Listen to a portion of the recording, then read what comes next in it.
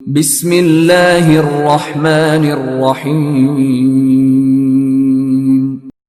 اقرأ باسم ربک الذی خلق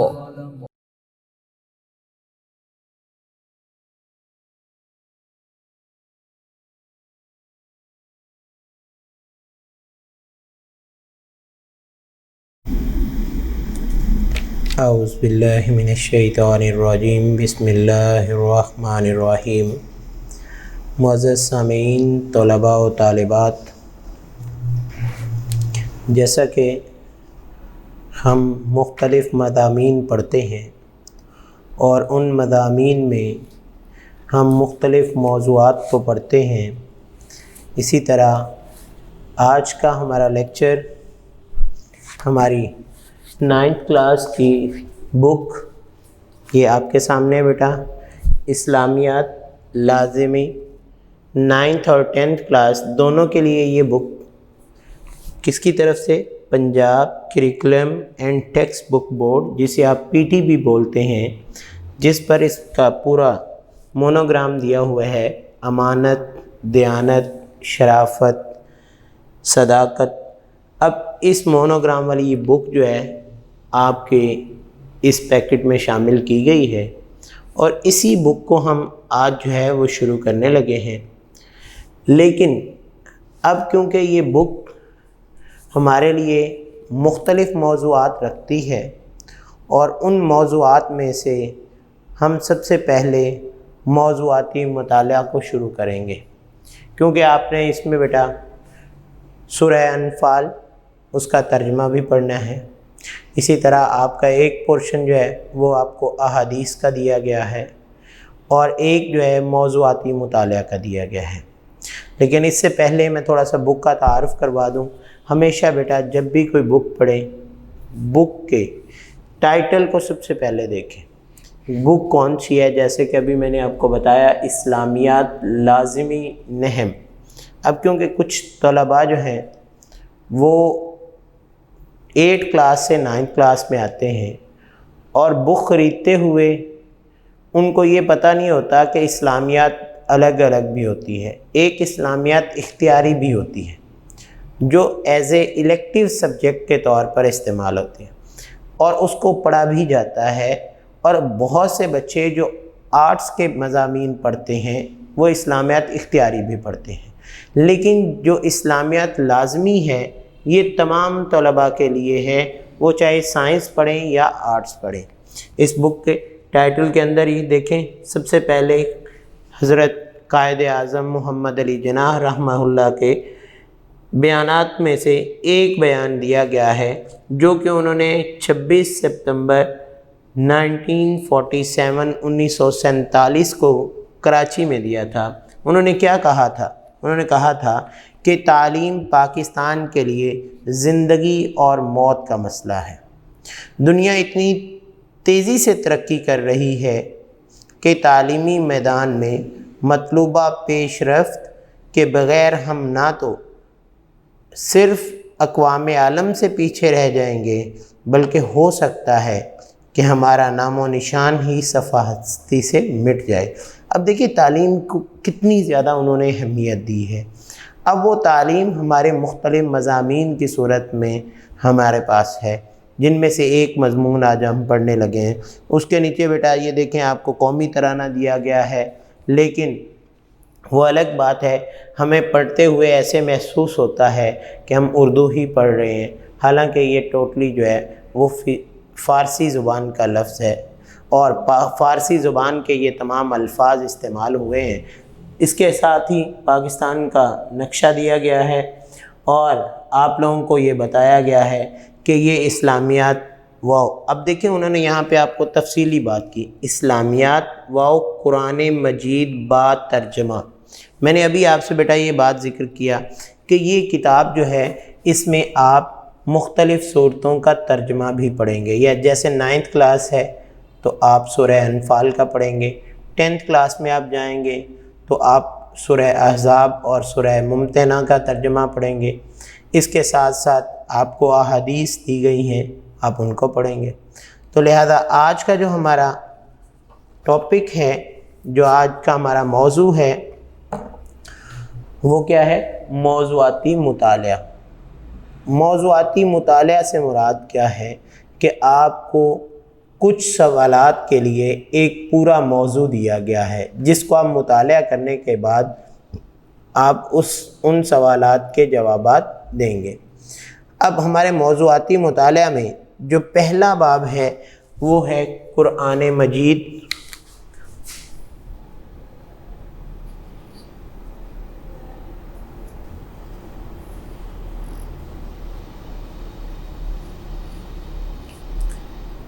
اب دیکھیں قرآن مجید جو ہے اس کے کون کون سے پہلو یہاں بیان کیے گئے ہیں۔ سب سے پہلے اس نے کہا ہے جی اس کا تعارف،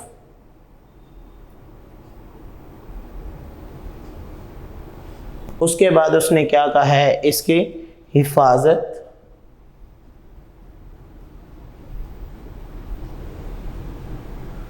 اور اس کے فضائل۔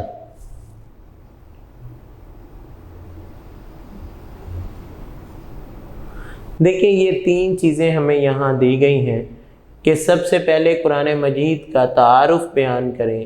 دیکھیں ایک چیز بیٹا آپ غور سے سن لیں، اللہ تعالیٰ نے اس کائنات کو تخلیق کیا، تخلیق کرنے کے ساتھ ساتھ کائنات کی ہر چیز جو ہے اس کی تخلیق کی ایک اہمیت واضح کر دی، اور وہ کائنات کی جتنی بھی چیزیں تخلیق کرنے والا خالق انسان کو جب اس نے تخلیق کیا تو اس وقت انسان کی تخلیق کے دوران فرشتوں نے اللہ سے یہ التجا کی، اور اللہ نے جب ان سے اپنی رائے کا اظہار کیا تو انہوں نے کہا کہ یا اللہ کیا ہم تیری تعریف کم بیان کرتے ہیں؟ ہم دن رات تو تیری تعریف بیان کرتے ہیں۔ تو اللہ نے قرآن مجید کی سورہ بقرہ میں یہ فرمایا کہ میں اپنا نائب پیدا کرنے والا ہوں۔ تو اس سے مراد کیا ہے کہ انسان کو اللہ نے تخلیق فرمانا تھا۔ تو وہ کہنے لگے کہ یہ زمین میں خون خرابہ کریں گے، لیکن اللہ نے کیا فرمایا؟ اللہ نے فرمایا جو میں جانتا ہوں وہ تم نہیں جانتے۔ پھر اللہ نے انسان کو تخلیق فرمانے کے بعد انسان کی ہدایت اور رہنمائی کے لیے گاہے بگاہے انبیاء کو مبعوث فرمایا۔ انبیاء کو مبعوث فرمانے کے بعد اللہ نے اپنے ان انبیاء میں سے 4 نبیوں پر اپنی کتابوں کا نزول فرمایا، اور وہ آپ پڑھتے ہی رہتے ہیں۔ کون کون سی کتابیں ہیں؟ تورات، زبور، انجیل اور قرآن مجید۔ اب پہلی جو تینوں کتابیں ہیں ان تینوں کتابوں کو آج اگر ہم اصلی حالت میں ڈھونڈنا چاہیں تو وہ ہمیں نہیں ملیں۔ اسی وجہ سے اللہ تعالیٰ نے قرآن مجید کا جب نزول فرمایا تو اللہ نے فرمایا یہ ایسی کتاب ہے جو پہلے آئی ہوئی آسمانی کتابوں کی تصدیق کرنے والی ہے۔ کیا ہے؟ پہلے آنے والی آسمانی کتابوں کی تصدیق کرنے والی ہے، یعنی ان کے بارے میں بھی یہ تمام موضوعات اپنے اندر رکھتی ہے۔ اس کے ساتھ ساتھ قرآن مجید کا تعارف میں کرواتا جاؤں۔ اگر ہم عام بات کریں تو قرآن مجید جو ہے وہ اللہ کے پیغمبر پر نازل ہونے والی کتاب۔ کب نازل ہوا؟ جب اللہ کے پیغمبر کی عمر کتنی تھی؟ 40 سال۔ اب اس 40 سالہ عمر میں جب قرآن مجید نازل ہونا شروع ہوا تو اس کی پہلی آیت کون سی تھی؟ پہلی وحی کون سی تھی؟ اسے کیا کہا جاتا ہے؟ اقرأ بسم ربک الذی خلق خلق الانسان من علق۔ اب دیکھیں اقرأ سے شروع ہونے والا قرآن مجید، جبکہ آج جو ہم پڑھتے ہیں وہ قرآن مجید کون سا ہے جس کو ہم پڑھتے ہیں بسم اللہ الرحمن الرحیم الحمد للہ رب العالمین الرحمن الرحیم، یہاں سے شروع کرتے ہیں۔ اب یہ 2 الگ الگ باتیں ہمارے سامنے ہیں۔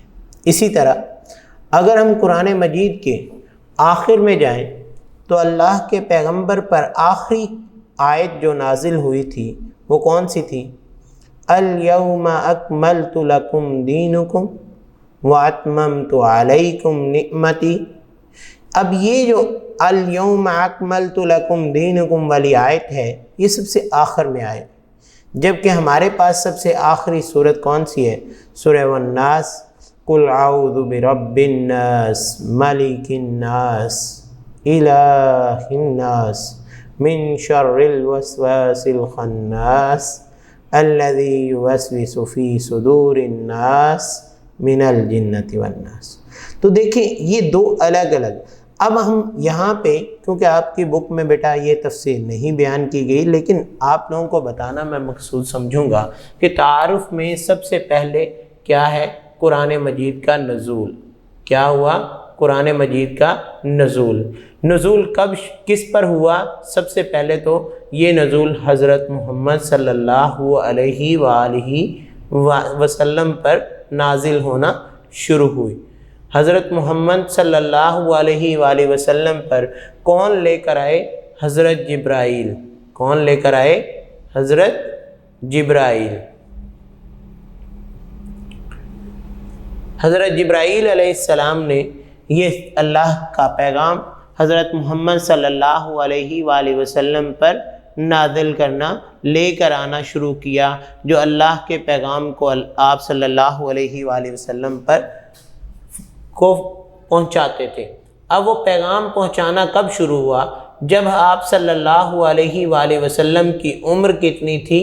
عمر 40 سال تھی۔ اس کے بعد اگلی بات کیا ہے؟ قرآن مجید کتنے سال تک نازل ہوتا رہا؟ ایک دم سارا تو نہیں آیا، یہ ہم بھی سمجھتے ہیں، ہم نے گزشتہ کلاسز میں بھی پڑھا ہے، اسی طرح ہم نے اپنے علماء سے بھی سنا ہے کہ قرآن مجید پاک پیغمبر صلی اللہ علیہ وآلہ وسلم پر کتنے عرصے میں نازل ہوا؟ 23 سال میں۔ کتنے سالوں میں؟ 23 سال، 22 سال 11 ماہ اور کچھ دن، جس کو تقریباً 23 سال کا عرصہ بولا جاتا ہے۔ تو اللہ کے پیغمبر پر قرآن مجید کا نزول کتنے سالوں میں ہوا؟ 23 سالوں میں، ٹھیک ہے۔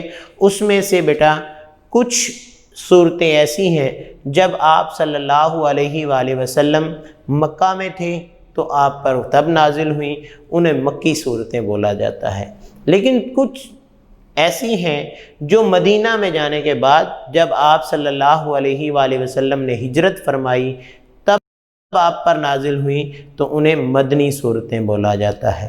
لہذا وہ صورتوں کی الگ الگ بات ہے۔ اس کے بعد قرآن مجید کا نزول کب؟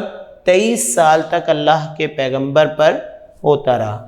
اس کے بعد اس کی ترتیب کی بات آتی ہے کہ 23 سال جب پورے ہو گئے تو اللہ کے پیغمبر نے جب آخری آیت الیوم اکملت لکم دینکم پڑھی اور لوگوں کو خطبہ دیا، تو جو عقل مند شعور رکھنے والے صحابہ، فہم و فراست والے تھے، وہ سمجھ گئے کہ اب اللہ نے ہم پر نعمتیں پوری کر دی ہیں، اور یہ نعمتوں کا پورا ہونا وہ سمجھتے تھے کہ اللہ کے پیغمبر جو ہیں اس دنیا فانی کو چھوڑنے والے ہیں۔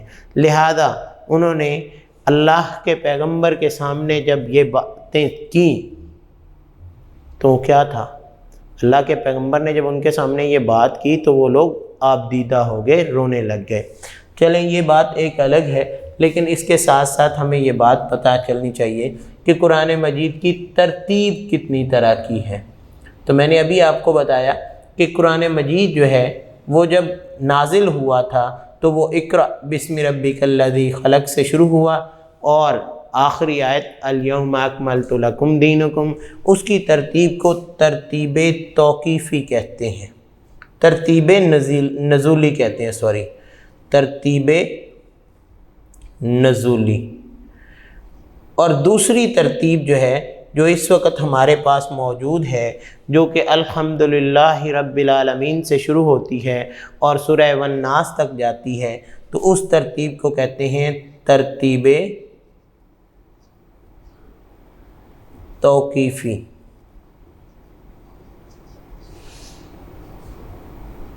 ٹھیک ہے، یہ دو طرح کی ترتیب ہے۔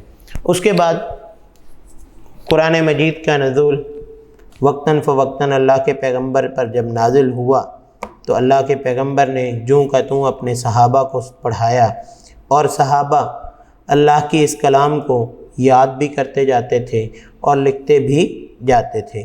اللہ کے پیغمبر کے دور میں قرآن مجید کو مختلف چیزوں پر لکھا گیا، کبھی درختوں کی چھال پر، کبھی پتوں پر، لیکن اللہ کے پیغمبر کے بعد خلفائے راشدین کے دور میں اس کو ایک کتابی شکل دے دی گئی۔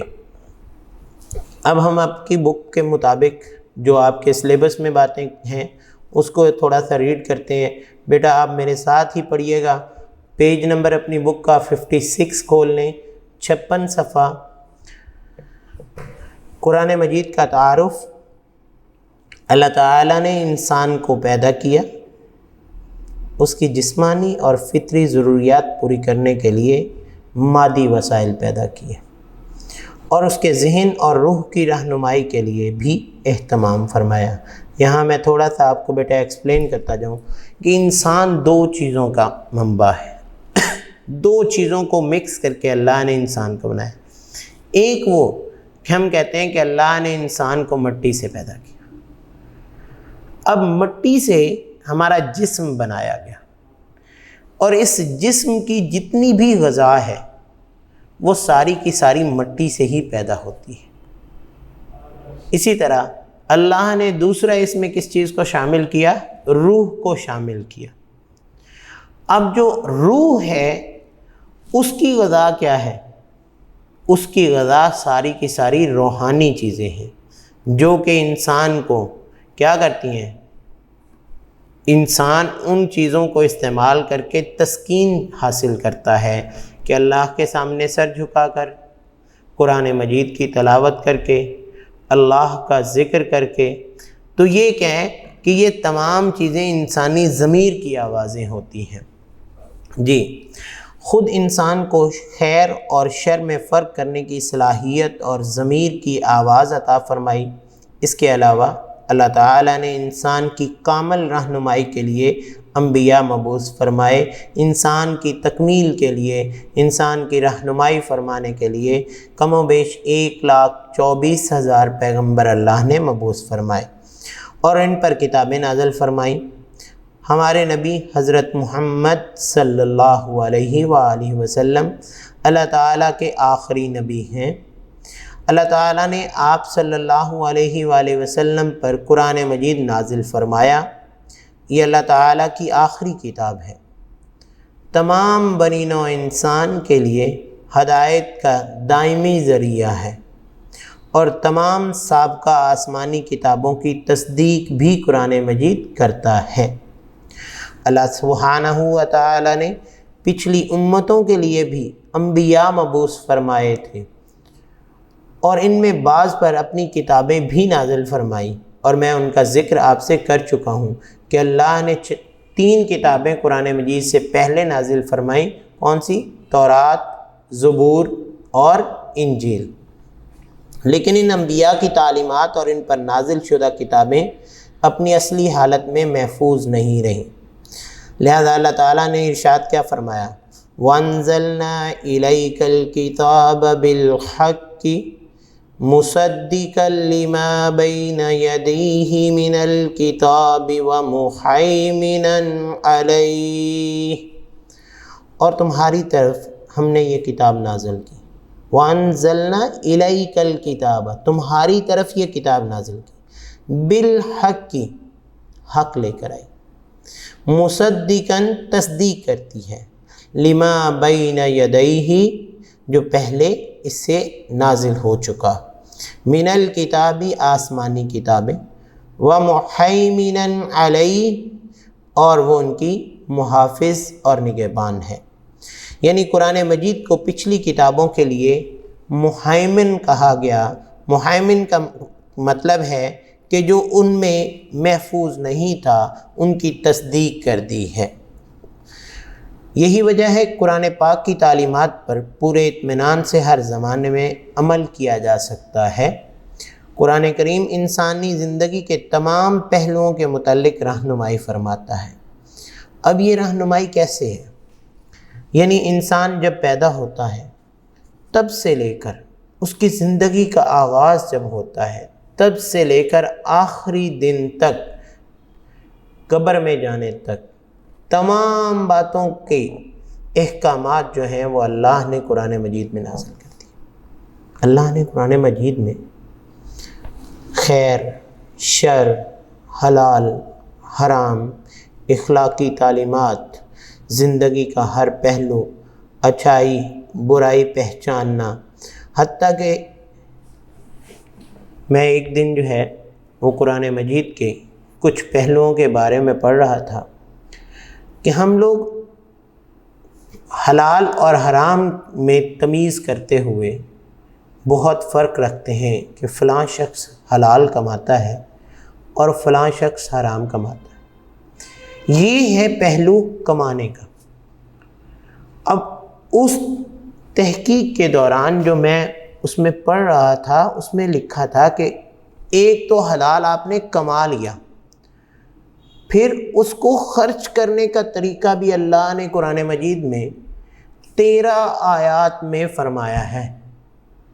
سورہ بقرہ کی 3 آیات ہیں، اسی طرح سورہ نساء کی آیتیں ہیں، یعنی مختلف صورتوں کی 13 آیات میں اللہ نے کمائی ہوئی دولت کو خرچ کرنے کا طریقہ بھی بتا دیا۔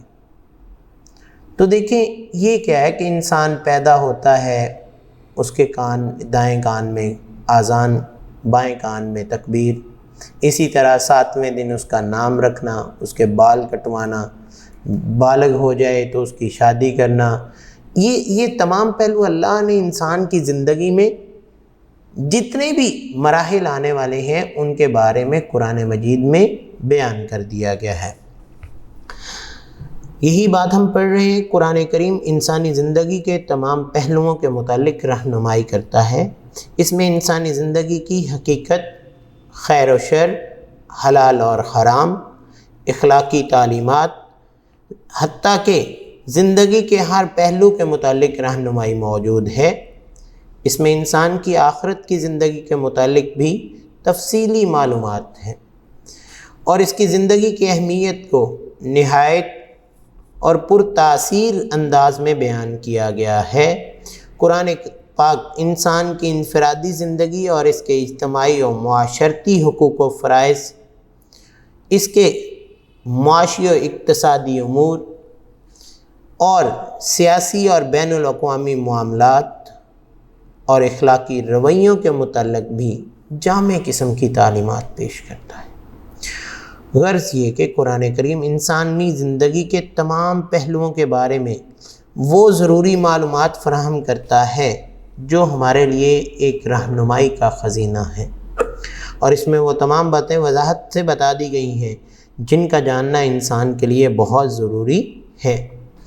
اب اگر انسان کو اس کی زندگی کے ان پہلوؤں کے بارے میں قرآن مجید میں تفصیل نہ بیان کی گئی تو ہو سکتا ہے کہ انسان اپنی زندگی کے کئی ایسے مراحل جن میں اپنے آپ کو ناکام پائے، لیکن جیسے ہی انسان ان تمام مراحل میں اپنی رہنمائی کا رخ اللہ کے کلام کی طرف کرتا ہے تو اللہ تعالیٰ اسے بہت اچھا راستہ عطا فرما دیتے ہیں۔ جیسے کہ ایک انسان بہت پریشان رہتا ہے، لیکن جب وہ اللہ تعالیٰ کے احکامات کی طرف رخ کرتا ہے تو اللہ تعالیٰ اس کو اپنے احکامات کے ذریعے یہ حکم فرما دیتے ہیں کہ اے انسان، تیرا اپنے جسم پر جتنے فیصد کنٹرول یا قابو ہے اتنے فیصد پریشان رہ۔ دیکھیں ہماری نظر پر ہمارا قابو ہے؟ نہیں ہے۔ ہماری بھوک پر، ہمارے جسم کے دل کی دھڑکن پر، یعنی اگر ہم اپنے جسم کے تمام اعضاء کی طرف نظر دوڑائیں تو انسان کا خود سے جو ان پر اختیار ہے وہ میرے خیالات کے مطابق 10% یا زیادہ سے زیادہ 20% ہو، باقی جو 80% سے زیادہ وہ اللہ کے اختیار میں انسان رہتا ہے۔ اور یہ اللہ کے اختیار میں انسان جب رہتا ہے تو انسان پریشان بھی اتنے % ہی رہے جتنے فیصد انسان کا اختیار ہے۔ یہ کس نے ہمیں سکھایا؟ یہ قرآن مجید نے سکھایا۔ اب قرآن مجید جو ہے وہ ہمیں زندگی کا ہر پہلو کس انداز میں بیان کرتا ہے؟ اللہ کے احکامات کی مدد سے، کہ اللہ نے جو حکم دیا اس حکم کو جب ہم پڑھتے ہیں تو ہمارے سامنے اللہ کا وہ حکم جب آتا ہے تو ہم اپنی زندگی کے اس پہلو کے بارے میں مکمل رہنمائی فراہم کر لیتے ہیں۔ تو بیٹا یہ ہمارا ڈے 1 کا جو چھوٹا سا کام ہے، میں نے آپ کے سامنے چند چیزیں ایکسٹرا بھی بیان کی کہ قرآن مجید کے تعارف میں قرآن مجید کا نزول بھی آتا ہے، کس طریقے سے اللہ نے قرآن مجید کے نزول کا آغاز کیا، اور اس کے بعد اس وقت پاک پیغمبر صلی اللہ علیہ وآلہ وسلم کی عمر کتنی تھی، کون لے کر آیا، کتنا عرصہ یہ نزول ہوتا رہا، اور اس نزول کی آج ہمارے پاس جو ترتیب ہے وہ کون سی ہے۔ ایک ترتیب جو نزول کی تھی اور ایک آج ہمارے پاس کتابی شکل میں ہے۔ تو آپ نے اس کو پڑھنا ہے۔ اس کے ساتھ ہی آپ کی ایکسرسائز میں بیٹا آپ کو یہ سوال دیا گیا ہے کہ قرآن مجید کا تعارف بیان کریں۔ اب مختصر تعارف میں آپ یہ تمام چیزیں لکھ سکتے ہیں جو آپ کو بیان کر دی گئی ہیں کہ قرآن مجید اللہ تعالیٰ کی طرف سے نازل کردہ آخری کتاب ہے، آخری پیغمبر پر نازل ہوئی، اس کے انداز کون سے تھے، اس نے انسان کی رہنمائی کیسے کی، گزشتہ جو کتابیں ہیں ان کی وہ کس طرح جو ہے تصدیق کرتی ہے، اور اس کے ساتھ ساتھ انسان کی کیسے رہنمائی کرتی ہے۔ آج کے لیے اجازت چاہتا ہوں، انشاءاللہ حاضر ہوں گے ڈے 2 میں۔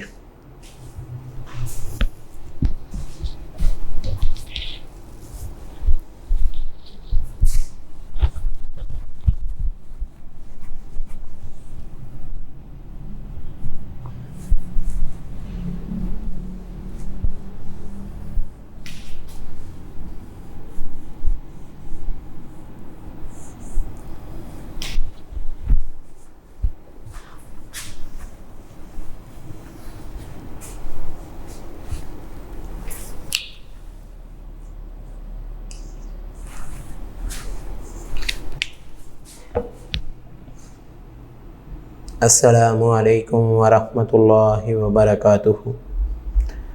معزز سامعین، طلباء و طالبات، جیسا کہ گزشتہ لیکچر میں ڈے 1 میں ہم نے قرآن مجید کے تعارف کے بارے میں پڑھا کہ قرآن مجید اللہ کی طرف سے نازل کردہ کتاب کا کیا تعارف، کیسے نازل ہوئی، کب نازل ہوئی، تب اللہ کے پیغمبر کی کیا عمر تھی، اور اس کے نازل کرنے کا مقصد کیا، پچھلی کتابوں کے لیے وہ کیسے تصدیق کرتی تھی۔ آج ہم اس سے اگلے پہلو کی طرف آتے ہیں، موضوعاتی مطالعے کے پہلے چیپٹر قرآن مجید کی حفاظت کے بارے میں۔ جیسا کہ بیٹا ہم نے گزشتہ لیکچر میں یہ بات کی تھی کہ قرآن مجید جو ہے اس سے پہلے اللہ نے 3 کتابیں نازل فرمائی تھیں۔ کون کون سی؟ تورات، زبور اور انجیل۔ وہ تینوں کتابیں، وہ تینوں کی تینوں آج اپنی اصلی شکل میں موجود نہیں ہیں، ان کی اصلی حالت ہمارے سامنے نہیں ہے۔ اسی وجہ سے اللہ نے قرآن مجید کو جب نازل کیا تو اس کے لیے اللہ نے اسی قرآن مجید میں اپنے احکامات سے ایک بات واضح کر دی۔ وہ کیا تھی کہ یہ قرآن مجید جو ہے یہ نازل کرنے کے بعد اللہ نے اس کی حفاظت کا ذمہ بھی اپنے لیے خود لے لیا۔ کیا فرمایا اللہ نے؟ سورہ حجر میں کیا فرمایا؟ اِنَّا نَحْنُ نَزَّلْنَا الذِّكْرَ وَإِنَّا لَهُ لَحَافِظُونَ۔ بلا شبہ یہ ذکر ہم نے ہی نازل کیا اور ہم خود ہی اس کے محافظ ہیں۔ مطلب یہ کہ کائنات جب تک قائم ہے، قیامت آنے تک اس کائنات کے ایک بھی لفظ میں کوئی تبدیلی نہیں آ سکتی۔ اس قرآن مجید کے ایک بھی لفظ میں کوئی تبدیلی پیدا نہیں کر سکتا، کیونکہ یہ اللہ کا کلام ہے اور اللہ نے اس کی حفاظت کا ذمہ بھی خود ہی لیا ہے۔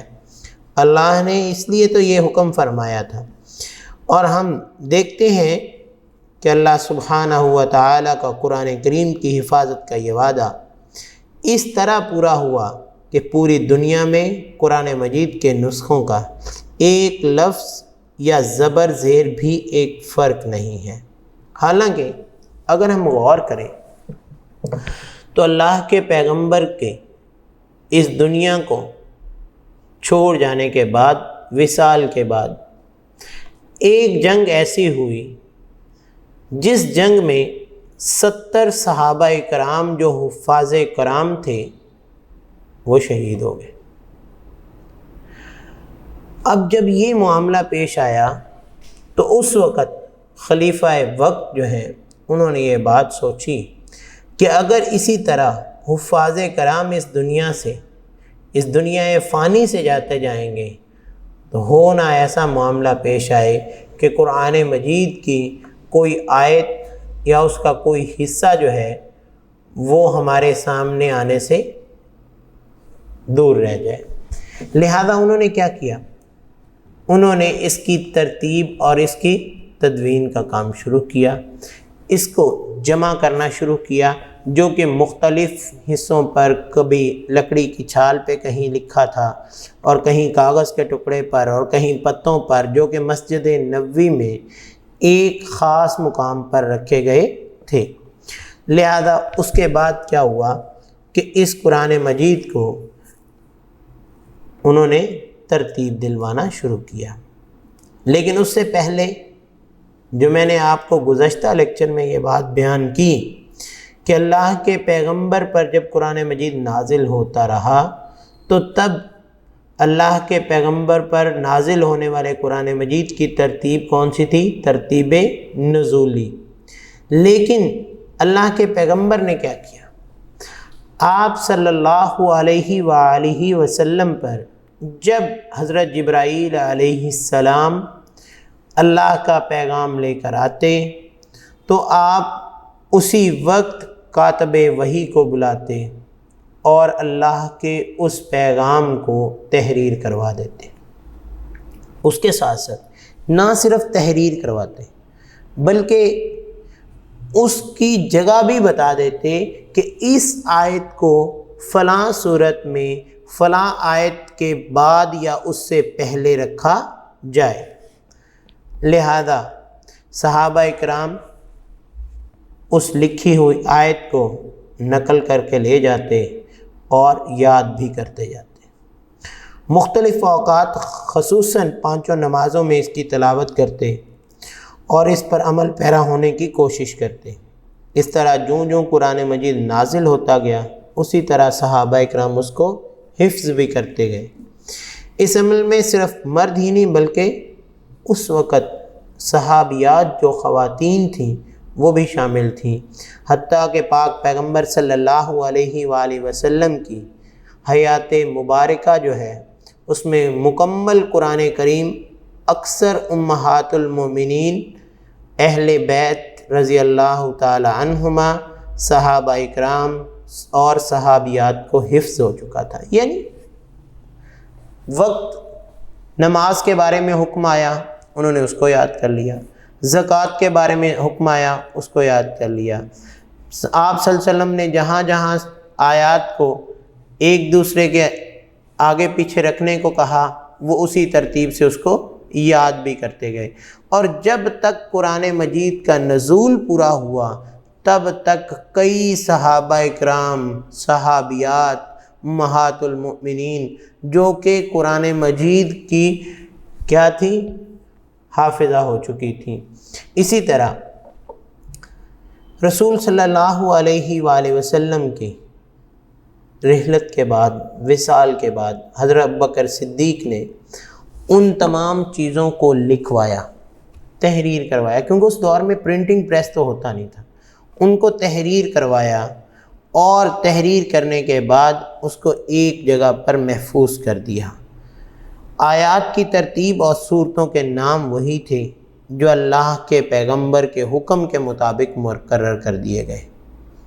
پھر اس کے بعد حضرت عمر کے دور میں بھی اس پر کافی حد تک کام ہوا۔ حضرت عثمان غنی کا جب دور آیا تو تب کیا ہوا؟ حضرت عثمان غنی رضی اللہ تعالیٰ عنہ نے اس کتابی شکل قرآن مجید کی متعدد نقول کروائیں، اس کی نقل کروا کے اس کے کئی نسخے تیار کیے، اور انہوں نے ان نسخوں کو جتنی بھی اس وقت مسلمانوں کی سلطنت تھی اس کے مختلف دارالحکومت جو تھے وہاں پر ایک ایک نسخہ بھجوا دیا۔ اب جب وہاں پہ بھجوایا گیا تو وہاں کے لوگ جو ہیں وہ اس سے مستفید ہونا شروع ہو گئے۔ اسی طرح قرآن مجید اس سے مزید نقول تیار ہوتی گئیں۔ آج اگر ہم دیکھیں تو پوری دنیا میں لاکھوں کروڑوں جو ہے وہ قرآن مجید کی نقول تیار ہو چکی ہیں، لیکن کبھی بھی کسی میں بھی ایک زبر زیر کی بھی فرق نہیں آئے گا۔ کیوں؟ کیونکہ قرآن مجید کی حفاظت کا ذمہ اللہ نے خود لیا ہے۔ تو یہ جب قرآن مجید کی حفاظت کا ذمہ اللہ نے لیا ہے تو اس میں کیسے تبدیلی آ سکتی ہے؟ اللہ تعالیٰ نے جیسا کہ سورہ بقرہ میں فرما دیا، الف لام میم ذالک الکتاب لا ریب فیہ، اس کتاب میں کسی قسم کا کوئی شک نہیں، ھدی للمتقین، ہدایت کس کے لیے؟ پرہیزگاروں کے لیے۔ اب جو لوگ اس بات پر یقین رکھتے ہیں، متقی اور پرہیزگار ہیں، اور وہ یقین رکھتے ہیں کہ اس کتاب میں کوئی شک نہیں، تو اپنے زندگی کے ہر پہلو کی رہنمائی قرآن مجید سے حاصل کر سکتے ہیں، اور قرآن مجید کے ہر پہلو سے رہنمائی حاصل کرنے کے ساتھ ساتھ وہ اس بات پر یقین بھی رکھتے ہیں کہ قیامت تو آ سکتی ہے، لیکن اس قرآن مجید کے کسی پہلو میں کسی قسم کی کوئی رد و بدل نہیں ہو سکتی، کیونکہ اللہ نے خود حکم فرمایا ہے کہ اس کی حفاظت کا ذمہ میں نے خود لیا ہے، اور اس میں انسان کوئی بھی کسی قسم کا بھی اپنا اختیار نہیں سمجھ سکتا۔ لہذا یہ اللہ کی کلام جو ہے اس کی حفاظت کا پہلو بہت ضروری ہے، اور اللہ تعالیٰ نے اپنے پیغمبر کے ذریعے اس کی تمام تر حفاظتی اقدامات جو ہیں وہ مقرر کروا دیے تھے کہ یہ قرآن مجید جیسے جیسے نازل ہوا اس کو لکھوایا گیا، اور جو لکھنے والے تھے انہیں کیا کہتے ہیں؟ کاتب وحی۔ لکھنے والوں کو کیا کہتے ہیں؟ کاتب وحی۔ اس کے بعد کیا ہے کہ کاتب وحی جب لکھ دیتے تھے پھر اللہ کے پیغمبر اس کو بتا دیتے تھے کہ اس کو فلاں صورت میں فلاں آیت کے بعد لکھنا ہے یا اس کے آیت سے پہلے رکھنا ہے، اور وہ مسجد نبوی میں ایک مقام تھا جہاں پہ وہ لکھی ہوئی آیات کو رکھا جاتا تھا۔ لہذا یہ طریقہ تھا اللہ کے پیغمبر کا اللہ کے احکامات کو محفوظ کروانے کا، اور پھر اللہ کے احکامات کو اللہ نے خود جب حکم فرمایا تھا تو اس کے مطابق اللہ نے ایسے طریقے انسانوں کو سکھا دیے، اور خلفائے راشدین نے اسے کتابی شکل دے دی۔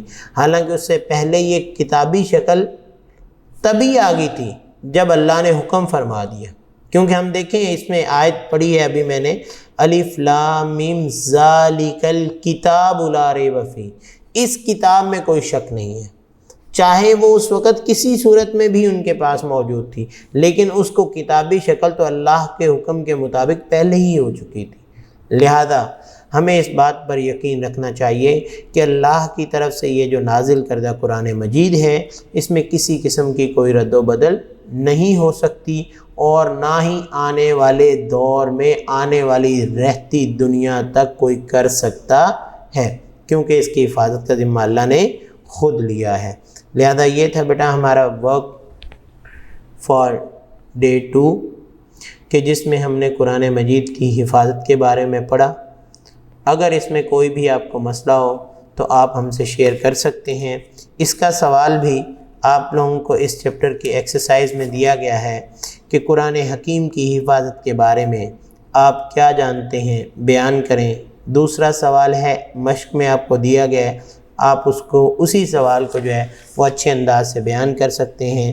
سب سے پہلے آپ اللہ کے قرآن مجید میں دی ہوئی آیت لکھیں، اس کا ترجمہ لکھیں، پھر اس کے بعد اس کے بارے میں آپ تفصیل لکھیں، اور پھر قرآن مجید کے نزول کے بارے میں بیان کریں، اور آپ لکھیں قرآن مجید کا نزول، اور اس میں اللہ کے پیغمبر پر یہ ایک وقت میں نہیں بلکہ 23 سال میں نازل ہوا۔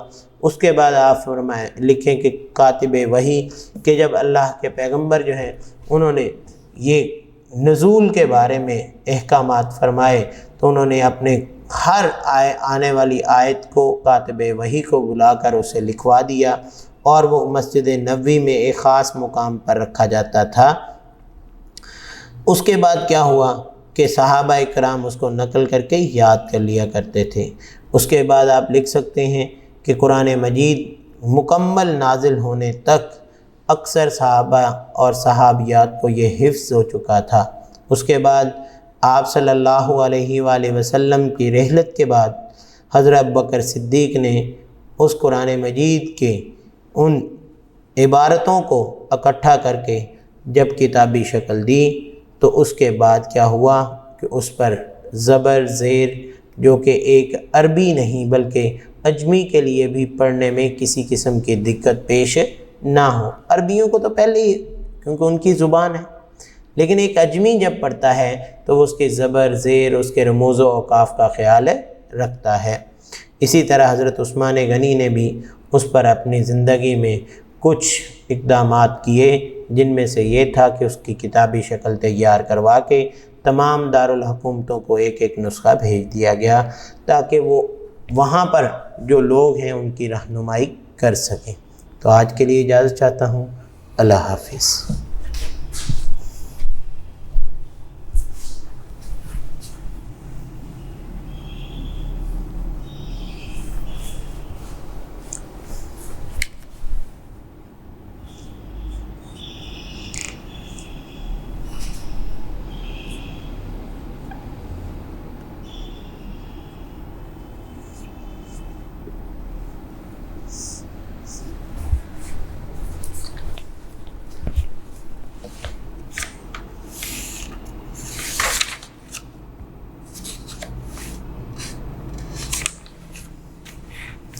السلام علیکم ورحمۃ اللہ وبرکاتہ۔ معزز سامعین، طلباء و طالبات، جیسا کہ ہم نے گزشتہ ڈے 2 میں قرآن مجید کی حفاظت کے بارے میں پڑھا کہ اللہ نے مختلف انبیاء پر 4 کتابیں نازل فرمائیں، جن میں سے 3 کتابیں ایسی جن کی آج اصلی حالت محفوظ نہیں، لہذا اللہ نے قرآن مجید کو نازل فرما کر یہ حکم فرما دیا کہ بے شک یہ ذکر ہم نے نازل کیا اور ہم خود اس کے محافظ ہیں۔ لہذا آج ہم اسی قرآن مجید کے فضائل کے بارے میں پڑھیں گے کہ اللہ نے قرآن مجید جو ہے اس کے کون کون سے فضائل بیان کیے ہیں۔ آپ کی بک کا پیج نمبر 57 ہے۔ قرآن مجید میں جو کچھ بیان ہوا وہ یقینی علم اور حقیقت کی بنیاد پر مبنی ہے۔ یہ بات آپ کو ڈے 1 میں نے ذکر کی تھی کہ قرآن مجید میں جتنا کچھ ہے وہ اللہ نے کیا کیا ہے، انسان کی زندگی کا ہر پہلو بیان کر دیا گیا ہے، اور اس میں کسی شک کا گزر نہیں ہوا۔ سورہ بقرہ کی آیت میں نے ڈے 2 میں بیان کی تھی کہ اللہ نے حکم فرمایا ذالک الکتاب لا ریب فیہ، اس میں کسی قسم کا کوئی شک نہیں ہے، ھدی للمتقین، ہدایت کس کے لیے؟ پرہیزگاروں کے لیے۔ اس میں ہر زمانے اور ہر خطے کے تمام انسانوں کے لیے مکمل ہدایت اور رہنمائی موجود ہے۔ دیکھیں، اگر اس دور کے لوگوں کے لیے رہنمائی ہوتی تو وہ لوگ تو قبائل میں رہتے تھے، وہ لوگ تو اپنی زندگی کے پہلو اور انداز سے گزارتے تھے، لیکن اللہ کے پیغمبر نے یہ بات کیوں ہمیں بتلا دی کہ اس میں آج اس جدید دور کے مطابق بھی اگر ہم اسلام کے پہلو پر عمل کریں تو ہم اپنی زندگی کو کامیاب اور کامران بنا سکتے ہیں۔ آج بھی ہمارے لیے قرآن مجید ہدایت اور رہنمائی کا ذریعہ ہے، اور انسان کی دنیا اور آخرت کی حقیقی فلاح کا دار و مدار اسی پر عمل کرنے میں ہے۔ جس شخص نے قرآن مجید پر عمل کر لیا اس کو دنیا کیا آخرت میں بھی پرسکون زندگی ملے گی، وہ کامیاب اور کامران انسان ہوگا۔ اسی لیے قرآن حکیم کو بڑی فضیلت ہے۔ جس طرح یہ کلام تمام کلاموں سے بہتر ہے، اس طرح وہ انسان بھی تمام انسانوں سے بہتر ہے جو خود بھی اس کا علم حاصل کر دے اور دوسروں کو بھی سکھائے۔ اللہ تعالیٰ کے پیغمبر نے اپنی حدیث کے ذریعے فرمایا، خیرکم من تعلم القرآن وعلمہ، تم میں سے بہتر وہ انسان ہے جس نے قرآن سیکھا اور دوسروں کو سکھایا۔ اب صرف یہ نہیں ہے کہ انسان خود سیکھ لے، بلکہ کہ انسان جب خود سیکھتا ہے تو وہ تو اس نے خود پڑھنا ہے، خود سیکھنا ہے، اس کی نیکی ہے۔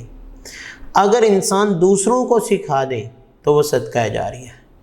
اسی طرح قرآن مجید کے پڑھنے کے بارے میں ہم نے یہ سن رکھا ہے اور کئی احکامات کے ذریعے پڑھ لیا ہے کہ جناب قرآن مجید کا ایک ایک حرف پڑھنے کی 10 نیکیاں ہوتی ہیں۔ یعنی جیسے کہ ہم پڑھیں الف لام میم، اب یہ الف لام اور میم 3 الگ الگ حروف ہیں۔ اب الف کی علیحدہ سے 10 نیکیاں، لام کی علیحدہ سے 10 نیکیاں اور میم کی علیحدہ سے۔ اس کا مطلب کیا ہے؟ ایک لفظ پڑھنے سے ہمیں کتنی نیکیاں مل گئیں؟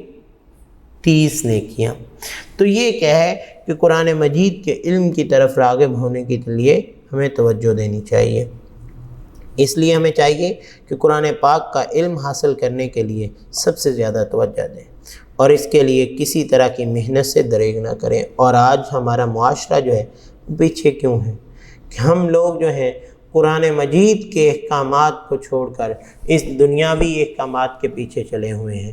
قرآن مجید کے احکامات پر ہم کوئی توجہ نہیں دیتے۔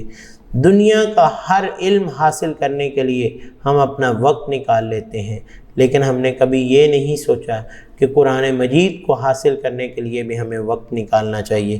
جبکہ قرآن مجید کے فضائل کیا جو ابھی ہم بیان کر رہے ہیں کہ اللہ نے کائنات کی ہر چیز کا حل جو ہے وہ اللہ نے قرآن مجید میں بیان کر دیا ہے۔ اس طریقے سے انسان دنیا اور آخرت دونوں میں عزت اور سرفرازی حاصل کر سکتا ہے، اور جو لوگ اس سے منہ پھیرتے ہیں وہ ذلیل اور خوار ہو جاتے ہیں۔ جیسا کہ شاعر نے کیا کہا تھا، وہ معزز تھے زمانے میں مسلمان ہو کر، وہ معزز تھے زمانے میں مسلمان ہو کر، ہم خوار ہوئے تارک قرآن ہو کر۔ اب کیا ہے کہ ہم نے قرآن مجید کی تعلیمات کو سیکھنا چھوڑ دیا، ہم نے قرآن مجید سے رہنمائی لینا چھوڑ دی۔ ہم نے کیا کیا ہے؟ اپنے خیالات کو سب سے بڑا خیال تصور کر لیا۔ نہ ہم جو ہے اس چیز پر عمل کرنا چاہتے ہیں، نہ ہم وقت دینا چاہتے ہیں، جبکہ قرآن مجید سے ہمیں منہ پھیرنے کی وجہ سے آج اس دنیا میں بہت زیادہ مسائل پیدا ہو چکے ہیں۔ وہ مسائل انفرادی بھی ہو سکتے ہیں، وہ مسائل اجتماعی بھی ہیں۔ لہذا انسان انفرادی اور اجتماعی مسائل کے حل کے لیے صرف اور صرف کیا کرے؟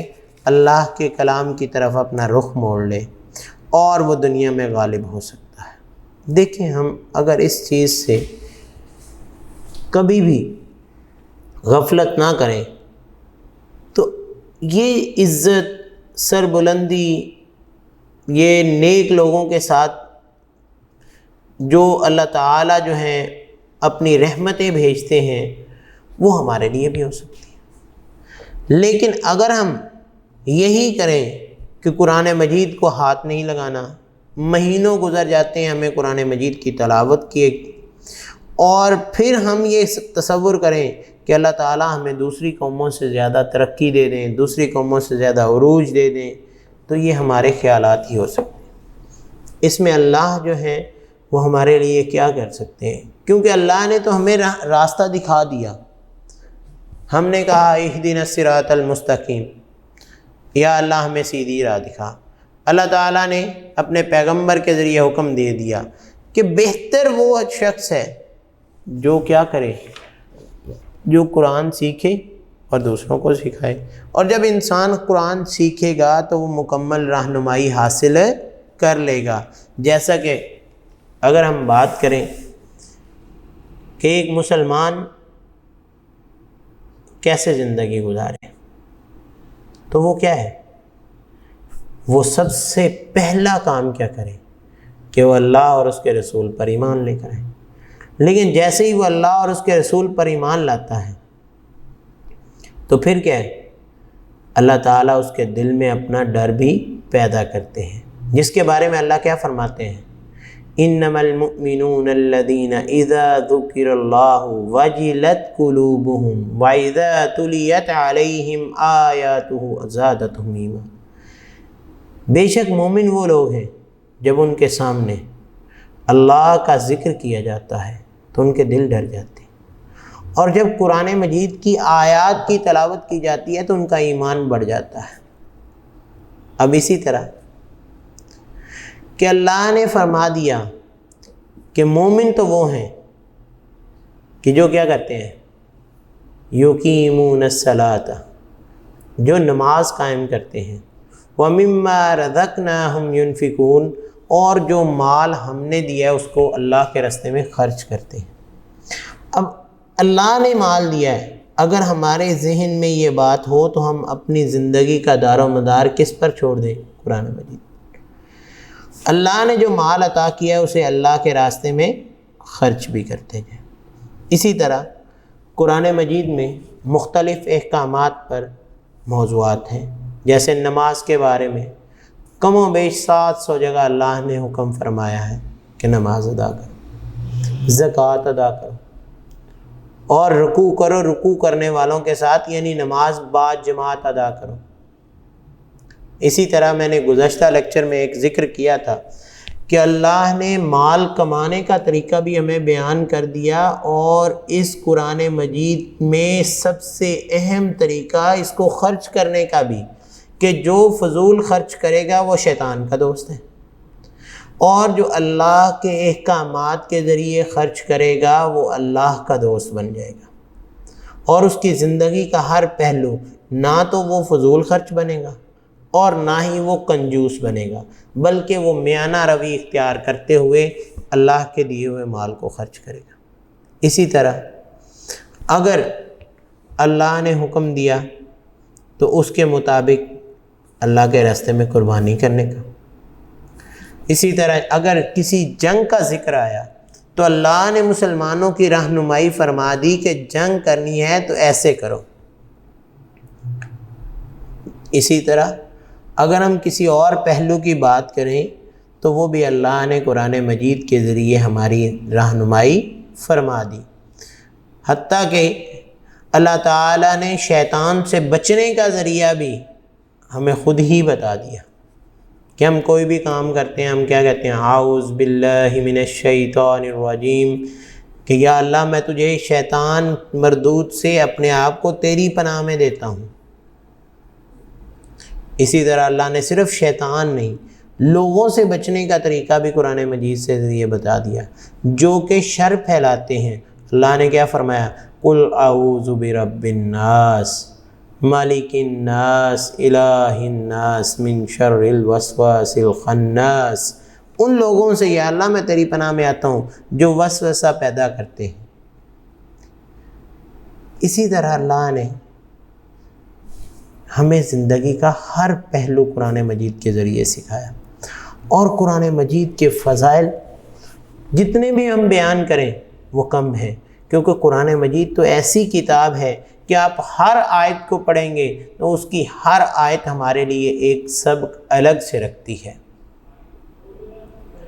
وہ سبق جس لیسن کو ہم پوری زندگی سیکھنے کے لیے کوشاں رہتے ہیں، اگر ہم ایک قرآن مجید کو سیکھنا شروع کر دیں تو وہ تمام کے تمام اسباق ہمارے لیے کافی ہوں گے۔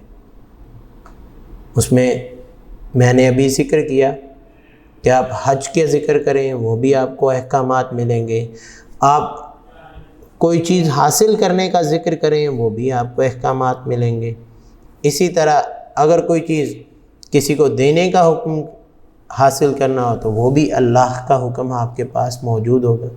تو یہ کیا ہے، قرآن مجید اتنی فضیلت والا ہے کہ یہ ایسی کتاب ہے جس کے ایک ایک پہلو نے ہمارے لیے رہنمائی اور کامیابی رکھی، اور اس کے ساتھ صرف وہ ہمیں رہنمائی نہیں دیتا بلکہ کیا ہے کہ اس کے ساتھ ساتھ ہماری نیکیوں میں بھی اضافہ کرتا ہے کہ آپ اس کو پڑھیں۔ اس کے پڑھنے کے ساتھ ساتھ آپ ایک ایک حرف کے بدلے میں اللہ سے نیکیاں لیں گے۔ اور یہ بات میں بیان کر چکا ہوں کہ اللہ نے فرمایا کہ ہر حرف کے بدلے 10 نیکیاں، اور میں اس کو مزید بڑھا کر بھی دے سکوں۔ تو یہ کیا ہے، یہ اللہ کے احکامات ہیں، اور ہمیں ان کے مطابق اپنی زندگی کو گزارنا چاہیے۔ اللہ کے احکامات کے مطابق قرآن مجید کے فضائل جو ہیں ان کو سمجھنے کی کوشش کرنی چاہیے کہ اگر کوئی انسان بہتر بننا چاہتا ہے، اگر کوئی انسان سب سے افضل بننا چاہتا ہے تو وہ قرآن مجید کو پڑھنا شروع کر دے، قرآن مجید سے سیکھنا شروع کر دے، وہ کائنات کا بہترین انسانوں میں سے اس کا شمار ہونا شروع ہو جائے گا۔ تو اللہ سے دعا ہے کہ اللہ تعالی ہمیں جو ہے وہ قرآن مجید کو پڑھنے، اس کو سیکھنے اور اس پر عمل پیرا ہونے کی توفیق عطا فرمائے۔ یہ نہیں کہ جیسے ہم جمعہ پڑھنے جاتے ہیں اور قاری صاحب کے سامنے بیٹھے تو ہم اپنے آپ کو سمجھتے ہیں کہ آج کے بعد کوئی گناہ نہیں کرنا، لیکن جیسے ہی تھوڑا سا وقت گزرتا ہے تو ہم اس پر عمل پیرا ہونے کی بجائے وہ اللہ کے احکامات کو بھول جاتے ہیں۔ اسی طرح قرآن مجید نے جو ہمیں احکامات دیے ہیں، ہمیں ہر پہلو پر غور کرنا چاہیے۔ آج تو ہمارے لیے بہت زیادہ سہولتیں ہو گئی ہیں۔ پہلے لوگ میلوں سفر کرتے تھے ایک اللہ اور اس کے رسول کے حکم کو سننے اور سیکھنے کے لیے۔ آج ہمارے پاس اتنی اچھی رسائی ہے کہ ہم قرآن مجید پہلے عربی میں تھا، آج ہماری اپنی زبان اردو میں اس کے کئی قسم کے تراجم مل سکتے ہیں، اور آپ اس کو پڑھیں۔ اور ہر ترجمے کے ساتھ اب تو تفسیر بھی ملتی ہے تاکہ ہم اس کو پڑھیں اور ہم اس سے تفصیلی جائزہ لے سکیں کہ اللہ نے اس میں ہمیں کیا حکم دیا ہے۔ ہماری زندگی کم پڑ سکتی ہے اس کے احکامات سیکھتے سیکھتے۔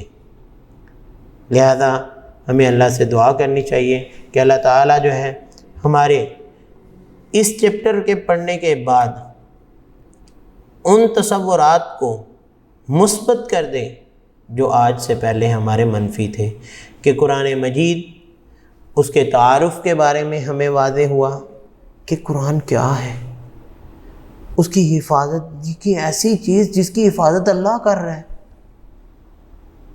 پھر ہم نے اس کے فضائل کے بارے میں پڑھا کہ وہ چیز جس کی وجہ سے انسان ایک عام انسان سے ہٹ کے اللہ کے پیغمبر کے حکم کے مطابق سب سے بہترین انسان بن جاتا ہے۔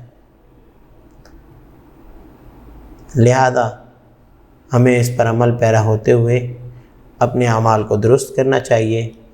اس کے ساتھ بیٹا یہ آپ کا تیسرا سوال مشق میں دیا گیا ہے، قرآن مجید کی حفاظت کے بعد قرآن مجید کے فضائل بیان کریں۔ تو آپ نے اسی جو لائنیں ہیں انہی کو ہی آپ نے ترتیب کے ساتھ قرآن مجید کے فضائل میں بیان کر دینا ہے۔ اس کے ساتھ ساتھ جو میں نے آپ کو اس کے علاوہ مثالیں دی ہیں وہ آپ اس میں شامل کر سکتے ہیں۔ لہذا ڈے 3 کے لیے اجازت چاہتا ہوں، انشاءاللہ اگلے چیپٹر کے لیے کل ملاقات ہوگی۔ اللہ حافظ۔